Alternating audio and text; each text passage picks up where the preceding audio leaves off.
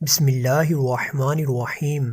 حضرت ابو ہریرہ رضی اللہ تعالی عنہ سے روایت ہے کہ نبی کریم صلی اللہ علیہ وآلہ وسلم نے فرمایا، گود میں 3 بچوں کے سوا اور کسی نے بات نہیں کی۔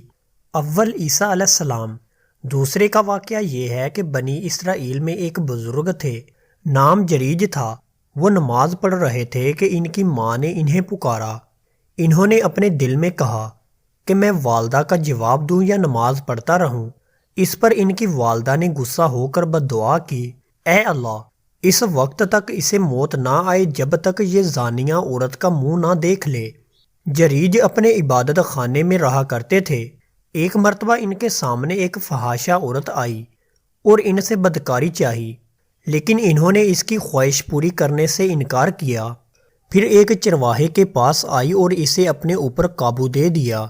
اس سے ایک بچہ پیدا ہوا اور اس نے ان پر یہ تہمت دھری کہ یہ جریج کا بچہ ہے۔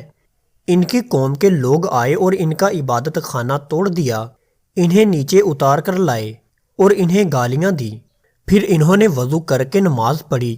اس کے بعد بچے کے پاس آئے اور اس سے پوچھا کہ تیرا باپ کون ہے؟ بچہ اللہ کے حکم سے بول پڑا کہ چرواہا ہے۔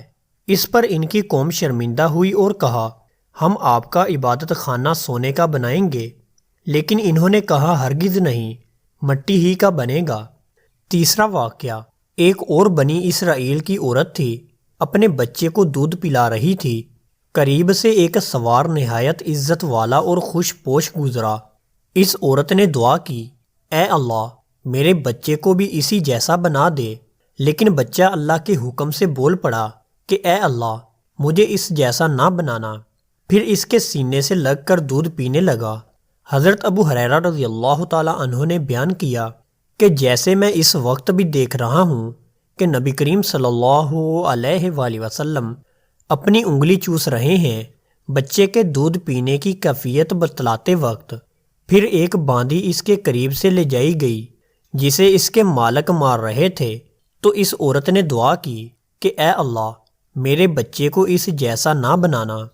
بچے نے پھر اس کا پستان چھوڑ دیا اور کہا کہ اے اللہ، مجھے اسی جیسا بنا دے۔ اس عورت نے پوچھا، ایسا تو کیوں کہہ رہا ہے؟